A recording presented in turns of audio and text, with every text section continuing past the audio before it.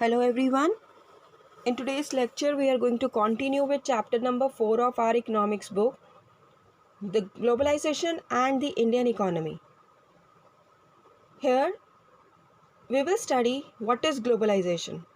Students, if we look in the past 2 or 3 decades, आज से 20-30 साल पहले की बात करें तो हम क्या देखेंगे कि more and more MNCs they have been looking for locations around the world which would be cheap for their production.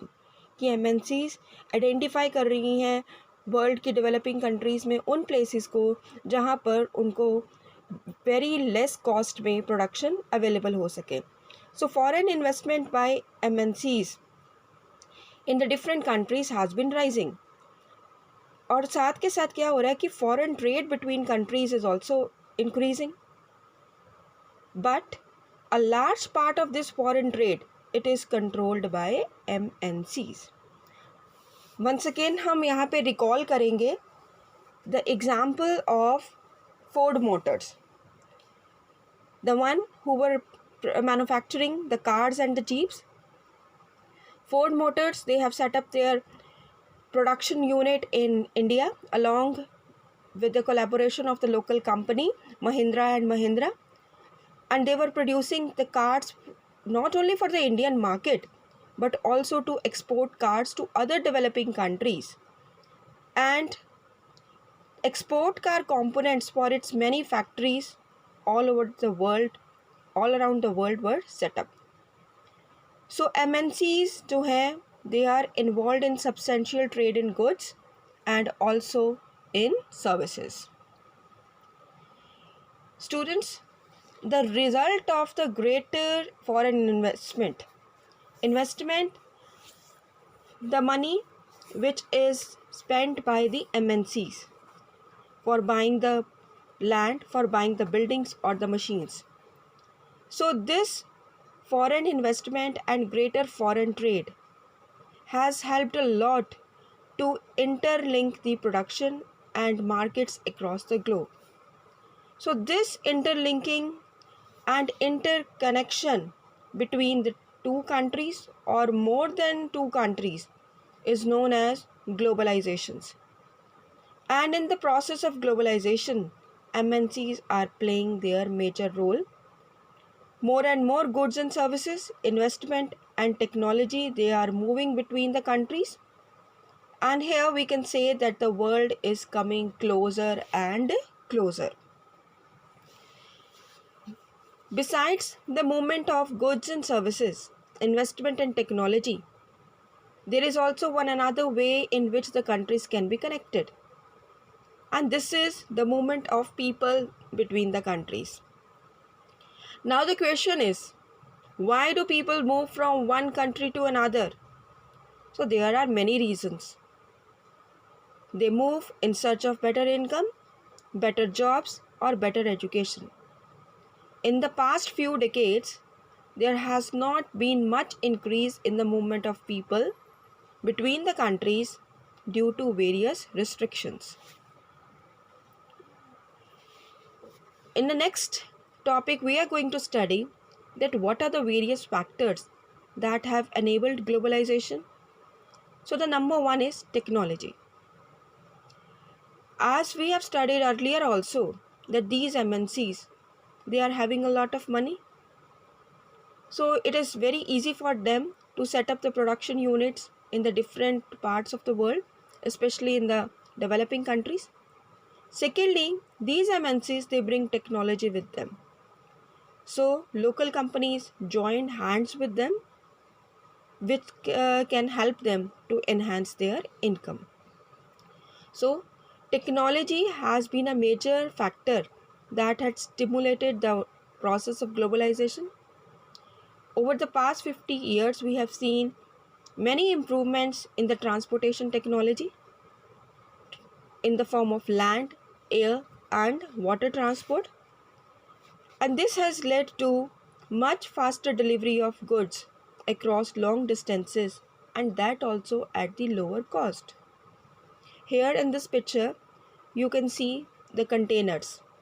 These containers are used for the transportation of goods. Goods they are placed in the containers and then they can be loaded in the ships, railways, planes and trucks. These containers, they have led to a huge reduction in port handling cost, and they have also increased the speed with which exports can reach to the market. So इसका क्या result निकला कि now the goods are in the reach of the people, और जो cost है air transport की वो भी बहुत ज़्यादा लेस हो गई है, जिसके कारण हम ईज़िली अपने गुड्स को one country to another country transport कर सकते हैं with the help of air transport. Second factor जो ग्लोबलाइजेशन में अपना एक इम्पॉर्टेंट रोल प्ले कर रहा है, that is information and communication technology. आजकल के अगर हम टाइम में देखें तो technology in the areas of telecommunication, specially computers, internet, can be witness. Telecommunication में हमारे पास बहुत सारी फैसिलिटीज़ हैं in the form of telegraph, telephone which includes mobile phones, fax, and these are one of the important source which can be used to contact one another around the world and to get the information and to communicate from remote areas। और ये सारा कैसे possible हो रहा है? It is facilitated by the satellite communication devices। अब आप देख रहे हैं हर फील्ड में कंप्यूटर्स जो हैं वो एंटर हो चुके हैं। They are in great use, and how are they run? They are run with the help of electricity। अब ये कंप्यूटर्स, ये इंटरनेट का जो वर्ल्ड है, ये बहुत ही ज़्यादा एक अमेजिंग फैक्टर है हमारे लिए, through which we can obtain information, जिससे हम इंफॉर्मेशन ले सकते हैं, and even we can share the information.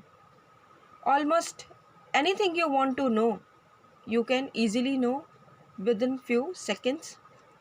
Internet की मदद से हम ईमेल भी सेंड कर सकते हैं, and we can use the voice mail all over the world।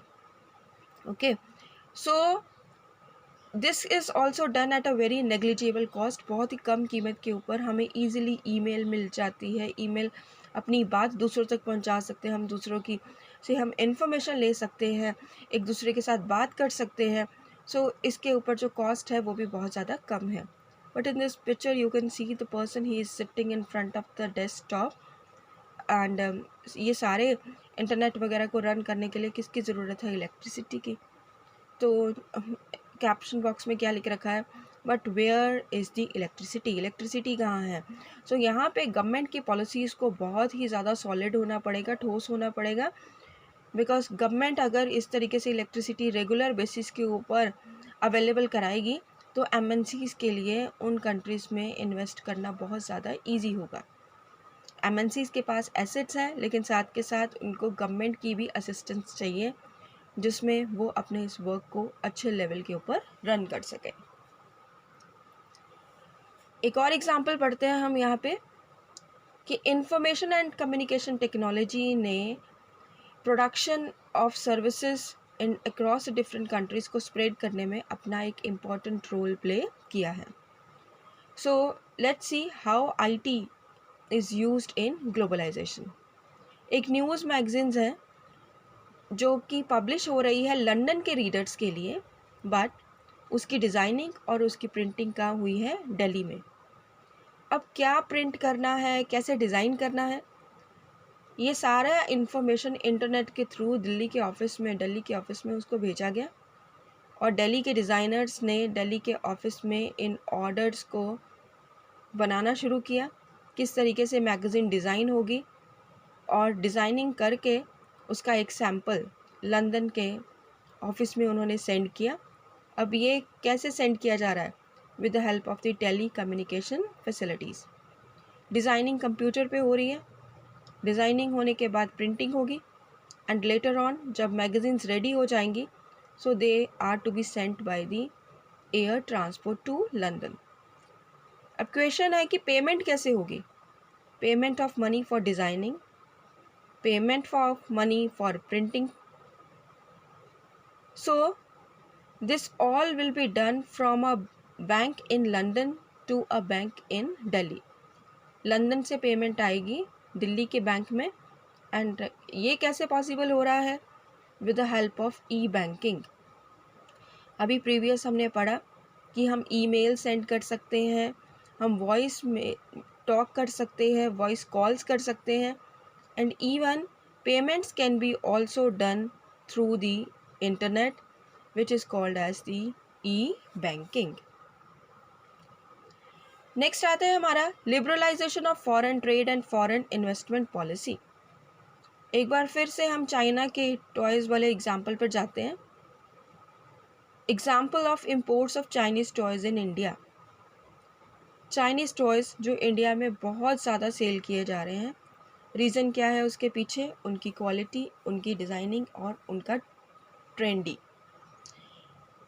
अब चाइनीज़ टॉयज़ जब इंडिया में आए तो इसका सबसे बड़ा सेटबैक जो धक्का लगा वो किसको लगा? To the Indian toy market, because उनके कस्टमर्स का जो नंबर था वो फॉल हो गया. अब क्या है कि इंडियन टॉय मार्केट में इन प्रोड्यूसर्स को सेव करने के लिए इंडियन गवर्नमेंट क्या कर सकती है? सो क्वेश्चन आता है कि अगर इंडियन गवर्नमेंट चाइनीज़ टॉयज़ के ऊपर टैक्स लगा दे तो क्या होगा? तो होगा ये स्टूडेंट्स कि those who wish to import these toys they would have to pay a tax on this, and those who can't pay this tax obviously they will face towards the Indian toy market. अब जब tax लगना शुरू हो जाएगा Chinese toys के ऊपर तो buyers जो हैं, जो ख़रीदार हैं, दे have to pay a higher price on the imported toys. तो चाइनीज़ टॉयज़ की कॉस्ट उतनी ज़्यादा चीप नहीं रहने वाली, सस्ती नहीं रहने वाली इंडियन मार्केट में. जब उसके ऊपर टैक्स लग जाएगा तो ऑटोमेटिकली क्या होगा? जब कॉस्ट ज़्यादा हो जाएगी तो बायर्स का नंबर भी लेस हो जाएगा. And this will help the Indian toy makers to prosper. So they will find a place in the Indian toy market to sell their goods, to sell the toys, and there will be a fall in the Chinese toy market.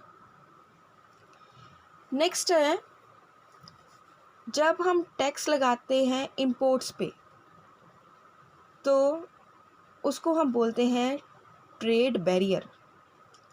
So what is a trade barrier? It is some kind of restriction that has been set up by the government to save the producers of their own country. So governments can use trade barriers to increase or decrease the foreign trade. ये government के हाथ में है कि वो trade barriers लगा सकती है, एंड वो to decide what kind of goods and how much of each should come into the country. कौन सा सामान कंट्री में आएगा, किस तरीके का आएगा और कितना आएगा, ये डिसाइड करना गवर्नमेंट का काम है. Okay, thank you, have a nice day.